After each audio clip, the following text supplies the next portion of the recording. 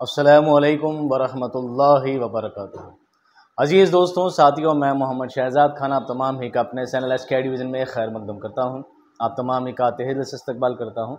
उम्मीद करता हूँ आप तमाम ही ख़राब से होंगे और खुश खुशम ज़िंदगी गुजार रहे होंगे। जैसा कि दोस्तों आज आपने देखा, हमारा वीडियो है क़ुर्रतुल ऐन हैदर। आपने बहुत सारे उर्दू अदब के बहुत सारे मुसन्निफ़ीन के बारे में पढ़ा होगा। आपने मुंशी प्रेमचंद के बारे में भी पढ़ा होगा, तो आपने शोरा के बारे में, मिर्ज़ा गालिब के बारे में पढ़ा होगा। आपने अलग अलग उर्दू अदब के बहुत नामवर हस्तियों के बारे में बहुत कुछ पढ़ा होगा, जाना होगा, समझा होगा। लेकिन उर्दू अदब की असनाफ़ में एक सिन्फ़ है नावल निगारी। नावल निगारी में बहुत बड़े बड़े उदबा और बहुत बड़े नावल निगार पैदा हुए हैं। डिप्टी नज़ीर अहमद जैसी शख्सियत पैदा हुई हैं और अफसाना निगारी में मुंशी प्रेमचंद जैसी महारत भी पैदा हुए हैं। लेकिन उर्दू अदब में इन सारे मुसन्निफ़ीन के बीच में मुंशी प्रेमचंद, डिप्टी नज़ीर अहमद, मंटो, बेदी, इन सारे नामों को लेने के बाद अगर महिलाओं में या ख़वातीन में अगर किसी की बात की जाए तो एक नाम आता है क़ुर्रतुल ऐन हैदर। ये बहुत ही अजीम नावल निगार भी हैं और बहुत शानदार अफसाना निगार भी हैं। तो बिना आपका टाइम ज़ाया किए सीधे चलते हैं टॉपिक की जानिब। तो दोस्तों आज का हमारा टॉपिक क्या है? क़ुर्रतुल ऐन हैदर। ये एक बहुत शानदार अफसाना निगार भी हैं और बहुत शानदार नावल निगार भी हैं। अलग अलग टॉपिक्स के हिसाब से अलग अलग इनका नाम लिया जाता है। कई बार टॉपिक में इनका एक नावल दे दिया जाता है, एक नावल के नाम से पूछा जाता है कि एक नावल के हिसाब से नावल निगार की हैसियत से इनकी पूरी अदबी खिदमत पूछी जाती है। कभी कभी ऐसा होता है किसी सिलेबस में, मान लीजिए RPSC का सिलेबस चल रहा है, मान लीजिए DSSB का चल रहा है, राजस्थान का, बिहार का, UP का, जो भी सिलेबस चल रहा है, जो भी कॉम्पिटिटिव एग्जाम चल रहा है, तो कभी इनको नावल निगार की श्रेणी में डाल दिया जाता है, उस दर्जे में डाल दिया जाता है। तो इनकी सारी जो हयात खिदमत है वो नावल निगार की हैसियत से जानी जाती है। और कभी कभी ऐसा होता है इनको एक अफसाना निगार की हैसियत से जान लिया जाता है। अगर आपने इनके बारे में ज़्यादा नाम नहीं सुना है तो आपने एक बहुत छोटा सा एक नाम सुना होगा, फोटोग्राफ़र। अगर आपने 12th क्लास पढ़ी है या आपने पढ़ाई है तो आपको पता होगा 12th क्लास में चैप्टर फोटोग्राफ़र, उस फोटोग्राफ़र की मुसन्निफ़ा भी यही है। बहुत शानदार अलामती अफसाना है। क्या है वो? अलामती अफसाना। तो बाकी सारी चीज़ों को डिटेल में जानने के लिए आइए हम चलते हैं वीडियो की जानिब। नाम है दोस्तों क़ुर्रतुल ऐन हैदर। इनके बारे में हम वही 5 चीज़ें जो हमेशा हर मुसन्निफ़ और सारे मुसन्निफ़ीन के बारे में हम पढ़ते रहते हैं, शोरा के बारे में भी यही तरीका आजमाते हैं। सबसे पहले पढ़ेंगे हम इनके तारुफ़ के बारे में। क़ुर्रतुल ऐन हैदर थी कौन, कब पैदा हुई, कब इनकी वफ़ात हुई, कहाँ पैदा हुई, कहाँ वफ़ात हुई। उसके बाद निजी ज़िंदगी और ख़ानदानी पस मंज़र, इनके घरेलू हालात कैसे थे, तालीम शिक्षा कैसे प्राप्त की, कहाँ प्राप्त की, मुलाज़मत कहाँ कहाँ नौकरियाँ की, और अदबी कारनामे, आखिर उर्दू अदब में इनका नाम इतना मशहूर क्यों है, क्या इन्होंने ऐसा काम किया है, वो सारी चीज़ें हम पढ़ेंगे।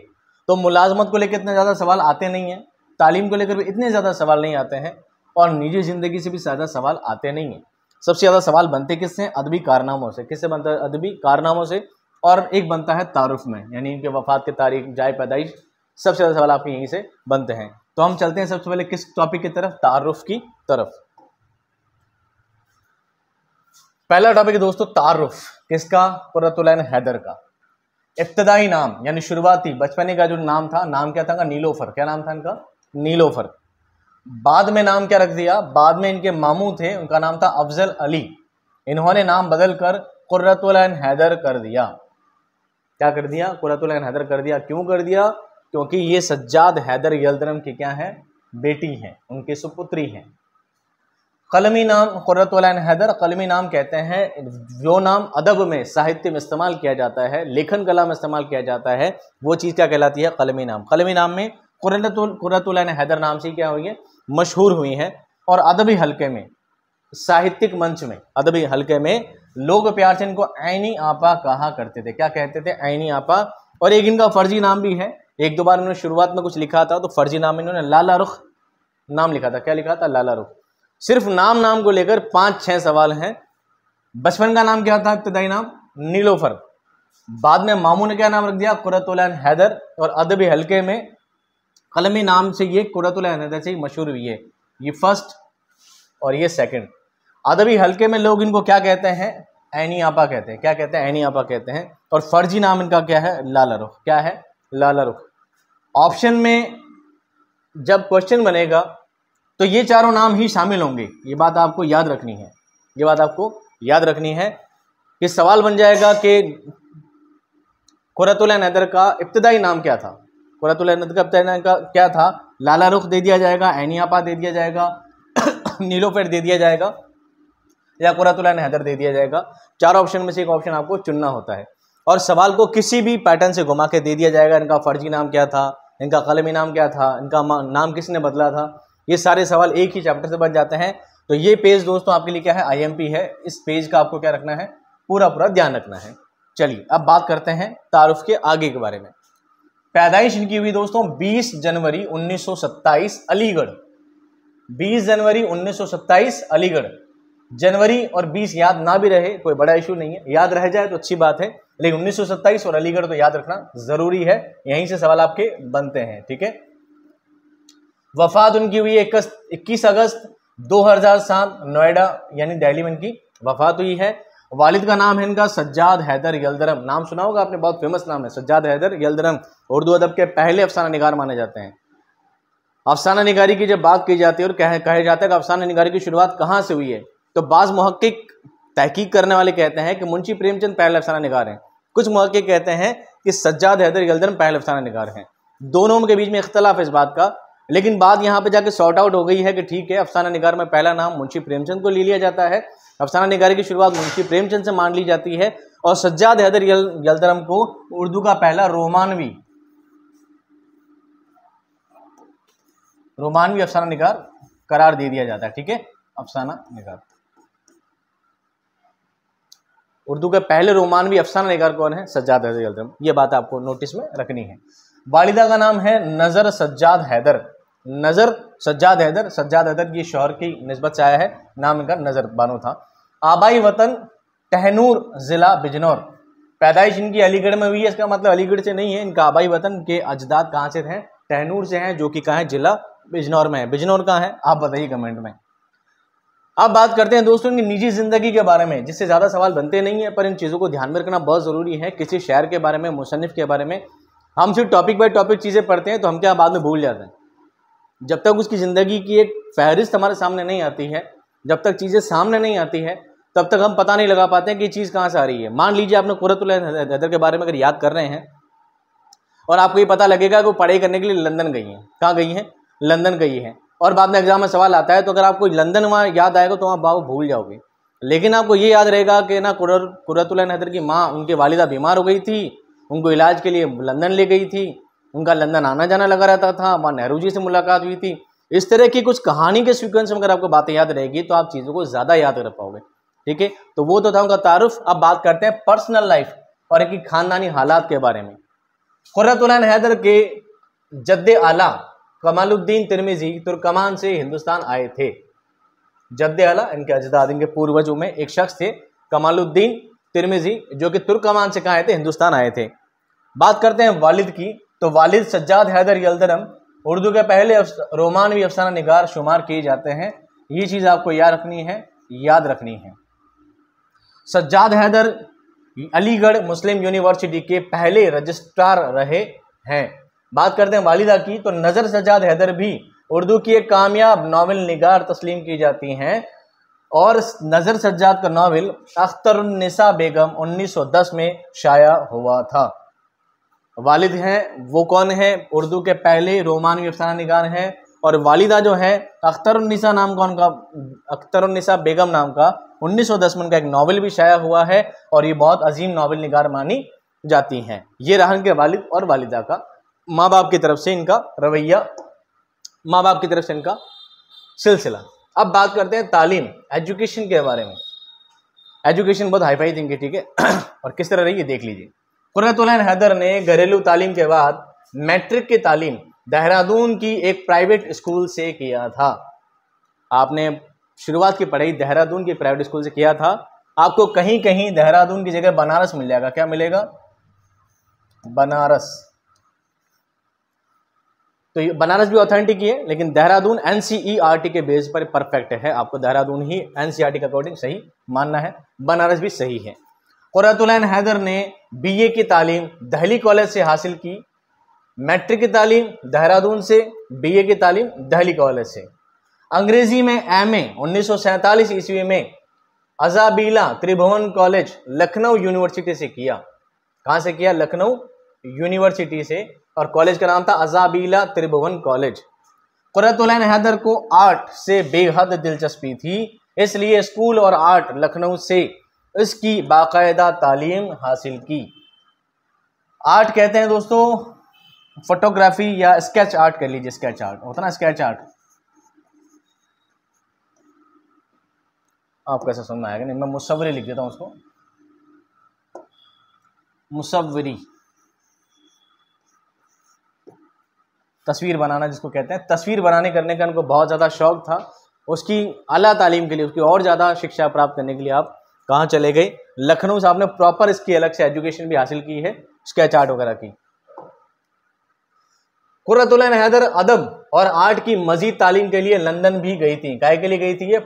आर्ट की तालीम के लिए और अदब की तालीम के लिए कहाँ चली गई थी? लंदन गई थी। अभी इनकी तालीम मुकम्मल हुई थी, जस्ट पूरी हुई थी कि 1947 में मुल्क तकसीम हो गया और कुर्रतुल ऐन हैदर अपने ख़ानदान के साथ दिसंबर 1947 में पाकिस्तान हिजरत कर जाती हैं। वहाँ कुर्रतुल ऐन हैदर 14 बरस तक सकूनत पजीर रहीं। सकूनत पजीर मतलब रिहाइश इनकी वहीं पर रही, वहीं पर आपका क्या रहा? निवास रहा। क्या रहा? निवास रहा, आपका रेजिडेंस वहीं पर रहा। कितने साल तक? 14 साल तक। क्यों? क्योंकि हिंदुस्तान का बंटवारा हो गया था, विभाजन हो गया था और आधा देश इधर आधा देश उधर बढ़ गया था।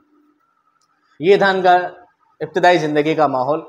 अब आपको याद रखनी है मुलाजमत। क्या रखनी है? मुलाजमत।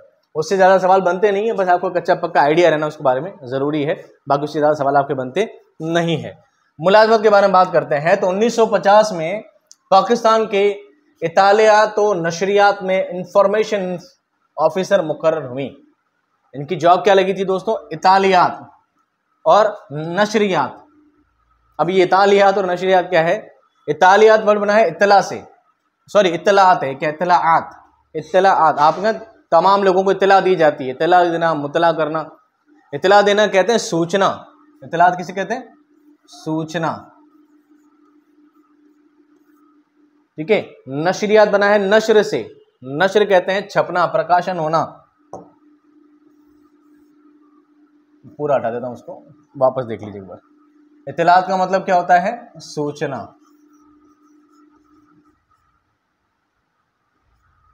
और नशरियात का मतलब होता है प्रसारण। तो 1950 में पाकिस्तान की इत्तलाआत और नशरियात में इंफॉर्मेशन ऑफिसर मुकर्रर हुई, सूचना प्रसारण विभाग में आपकी जॉब लगी। उसके बाद कुर्रतुल ऐन हैदर 1960 में अपनी वालिदा मोहतरमा को इलाज की गरज से लंदन लेकर के, इनकी वालिदा को क्या हो गई थी? बीमारी हो गई थी। और चूंकि ये लंदन जा चुकी थी अदब के लिए, पढ़ाई के लिए, तो लंदन का काफ़ी मालूम को पता था। अपनी वालिदा को कहाँ ले गई? लंदन लेकर चली गई। वहाँ इनके जवाहरलाल नेहरू से इनकी मुलाकात होती है और उनके कहने पर 1961 में वापस हिंदुस्तान आई थी। यानी वो अब ये लंदन रहती हैं तो उनका मन लग जाता है लंदन में, सारे काम वहीं करने लग जाती है, लेकिन जवाहरलाल नेहरू के कहने पर ही वापस हिंदुस्तान चली जाती हैं। कुर्रतुल ऐन हैदर ने लंदन में टेलीग्राफ अखबार के शोबाई इदारत और BBC रेडियो में भी मुलाजमत की। एक अखबार है टेलीग्राफ और एक BBC रेडियो का चैनल है BBC। इन दोनों में क्या की इन्होंने? जॉब की वहां पे। कहां पे? लंदन में, हिंदुस्तान में नहीं। इसके बाद 1964 से 1968 के दौरान इम्प्रिंट बम्बई के करियर डायरेक्टर रहीं। उसके बाद 1968 से 1970 तक इलस्ट्रेटेड वीकली ऑफ इंडिया अंग्रेजी हफ्तेवार की माआवन मुदीर रही। माआवन कहते हैं सहायक, माआवन यानी सहायक, मुदीर कहते हैं संपादक, एडिटर। 1981 से 82 के दौरान जामिया मिलिया इस्लामिया में विजिटिंग प्रोफेसर रहीं और उसके बाद 1982 से 1984 तक अलीगढ़ मुस्लिम यूनिवर्सिटी में विजिटिंग प्रोफेसर रहीं। ये कंटिन्यू आपका सिलसिला रहा 64 से लेकर 84 तक। ये 20 साल इनका क्या रहा? कारगुजर इनकी रही है। इतने ज़्यादा ऐसे सवाल बनते नहीं हैं, लेकिन आपकी नॉलेज के लिए, आपकी जानकारी के लिए ये चीज़ें याद रखना जरूरी है। हो सकता है कि कहीं से सवाल इससे बन जाए, कोई श्योरिटी इस बात की नहीं है। अब जो दोस्तों ये जो टॉपिक है अदबी कारनामे, इसको तो आपको हमेशा याद रखना ही रखना है, क्योंकि सबसे ज़्यादा इम्पॉर्टेंट टॉपिक जो होता है यही होता है। सबसे ज़्यादा जो सवाल बनते हैं, सबसे ज़्यादा मेन जो सवाल होते हैं वो तो अदबी कारनामे।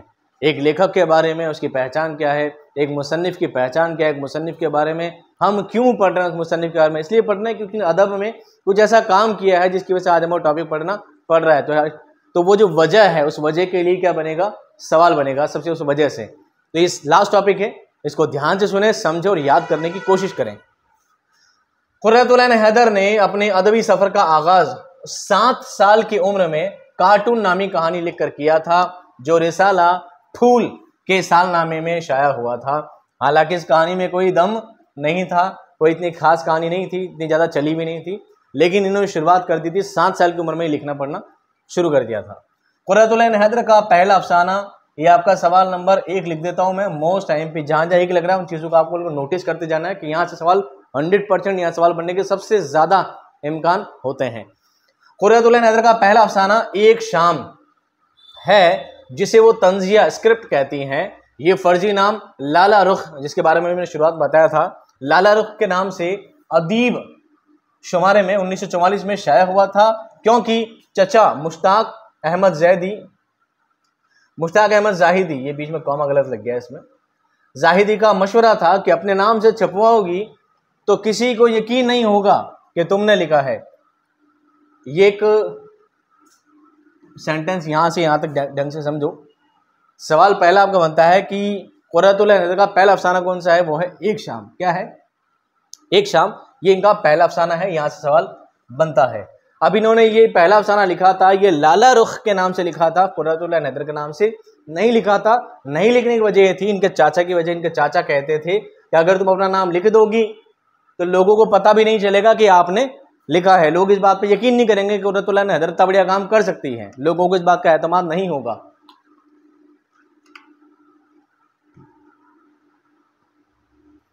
इसलिए चाचा के मशवरे को मानते हुए इन्होंने क्या किया, अपना नाम लाला रुख उसमें लिखवा दिया और छपवा दिया।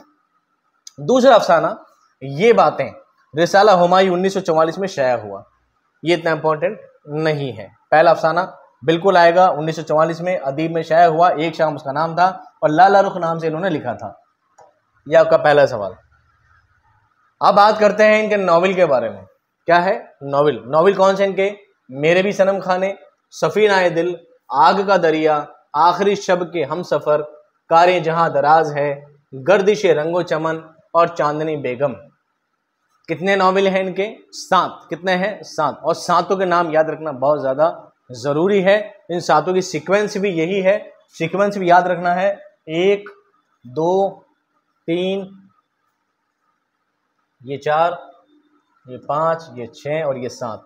अगर सीक्वेंस पूछ ली जाए पहला कौन सा था, तो पहला कौन सा है? मेरे भी सनम खाने। दूसरा सफीना दिल, आग का दरिया, आखिरी शब के हम सफ़र, कारे जहां दराज है, गर्दिश रंगो चमन और चांदनी बेगम। ये सारे इनके क्या हैं? नॉवेल हैं। लेकिन एक नॉवेल से जब से ज़्यादा सवाल बनते हैं, उस नॉवेल के बारे में थोड़ी डिटेल में आपको दे देता हूँ, बहुत शॉर्ट एंड ब्रीफ में। नॉवेल आग का दरिया कुर्रतुल ऐन हैदर का ज़ख़ीम नॉवेल है। ज़ख़ीम यानी बहुत बड़ा, भारी, जिसे 1956 में लिखना शुरू किया और 1957 में मुकम्मल किया। 1 साल, 1.5 साल, 2 साल लगभग लग गए पूरा इसको कंप्लीट करने में। और 1959 में ये शाया हुआ था, प्रकाशित हुआ था। इसका उन्वान जिगर मुरादाबादी के इस शेर के एक मिसरे का टुकड़ा है। इन्होंने नॉवेल लिखा है आग का दरिया, और आग के दरिया का जो नाम लिखा है वो नाम कहाँ से आए होंगे दिमाग में? आग का दरिया कहाँ से सूझा?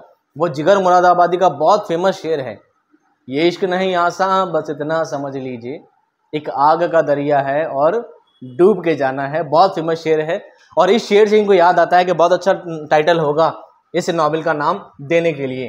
तो ये इश्क नहीं आसान बस इतना समझ लीजिए, एक आग का दरिया है और डूब के जाना है। तो ये एक आग का दरिया जो था ना दोस्तों, यहाँ से क्या किया था?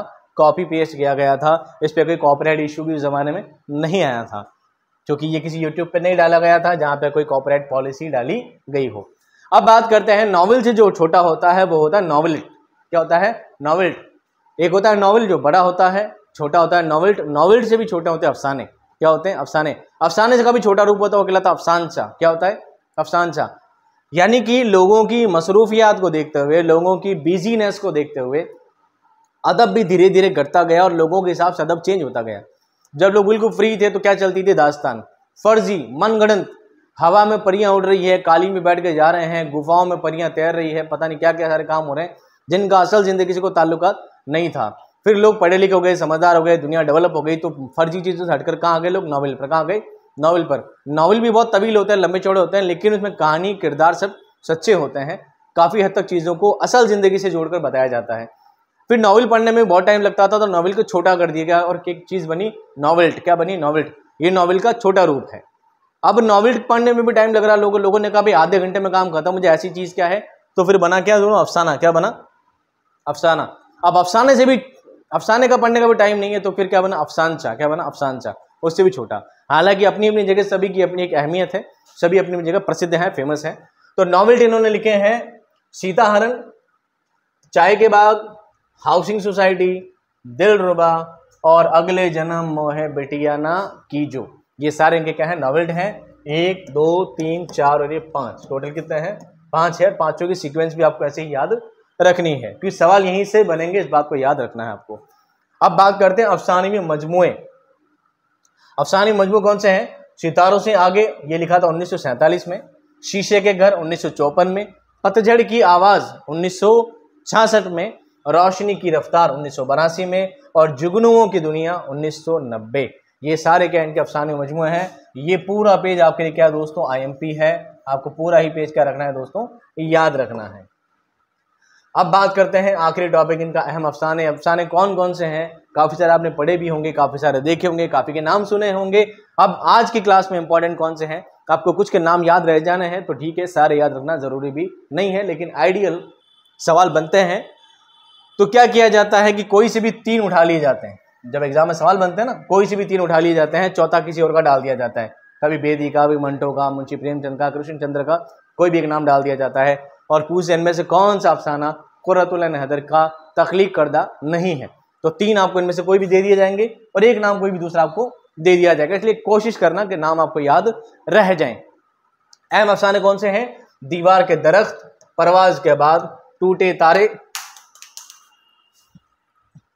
सुना है आलम बाला में कोई कीमियागर था, लेकिन गोमती बहती रही सितारों से आगे, आह ए दोस्त, ए दफ्तर बेमानी, हम लोग, मोनालिसा, रक्स शरर, फकीरों की पहाड़ी, कारमन, अवध की शाम, डालन वाला, याद की एक धुनक चले, पतझड़ की आवाज़, एक मुकालमा, photographer, saint Flora of Georgia के एतराफात। ये क्या है दोस्तों? सेंट फ्लोरा ऑफ जॉर्जिया के एतराफात। इस पूरे पेज में आपको जो याद रखना है वो है, जिस पर मैं डबल लगा रहा हूं,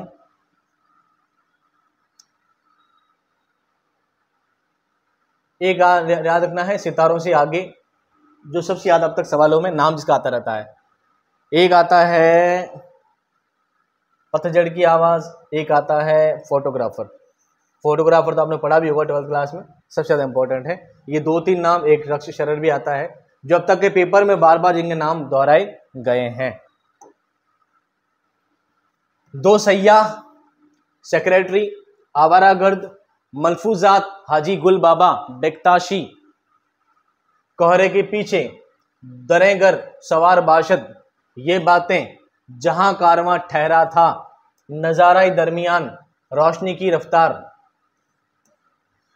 लकड़बग्गे की हंसी, आईना फरोश, शहर कोहरा, पाली हिल की एक रात, जिन बोलो तारा तारा तारा, जिला वतन, ये गाजी ये तेरे पुर असरार बंदे, हसब व नसब, हाउसिंग सोसाइटी, कलंदर, और अक्सर इस तरह भी रक्स फुगा होता है।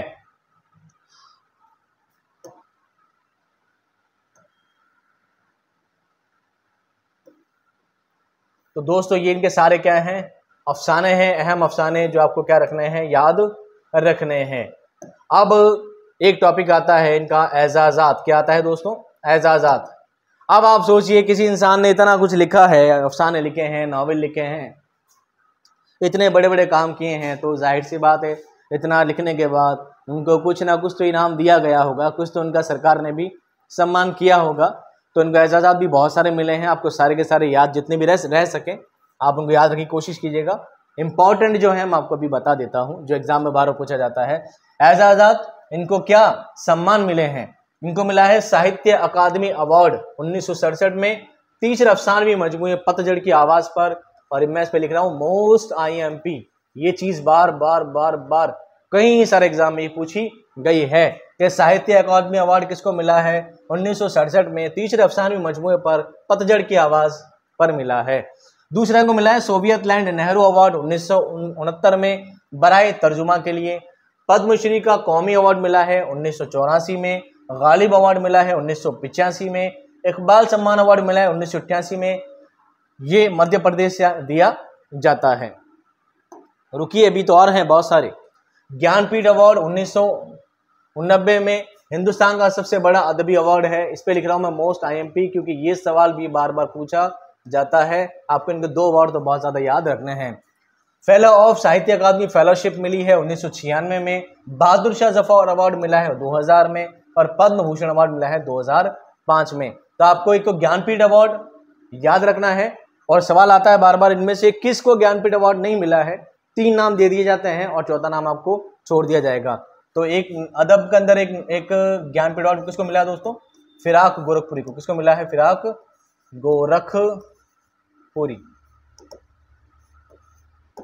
दूसरा नाम कुर्रतुल ऐन हैदर का ही।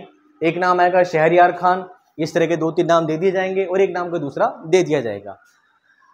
आखिर में हम कह सकते हैं कि कुर्रतुल ऐन हैदर हमारी जबान की बहुत बड़ी अफसाना निगार हैं या नॉवल निगार हैं। मंटो और बेदी के बाद अगर किसी फनकार का नाम लिया जा सकता है तो वो कुर्रतुल ऐन हैदर का ही है। तो दोस्तों, उम्मीद करता हूं आज का टॉपिक आपको अच्छी तरह से समझ में आ गया होगा। कुर्रतुल ऐन हैदर के रिगार्डिंग ऐसा एक भी वर्ड नहीं है जो मैंने इसमें छोड़ दिया है। हर चीज़ जहाँ से भी डीपली सवाल बन सकते हैं, इससे ज़्यादा डीप सवाल आपसे नहीं बनने वाला, इससे ज़्यादा आपसे पूछा नहीं जाने वाला। तो मैं मिलता हूँ आपको नेक्स्ट क्लास में शानदार टॉपिक ज़बरदस्त एक्सप्लेनेशन के साथ। तब तक खुश रहिए, आबाद रहिए। खुदा हाफिज़।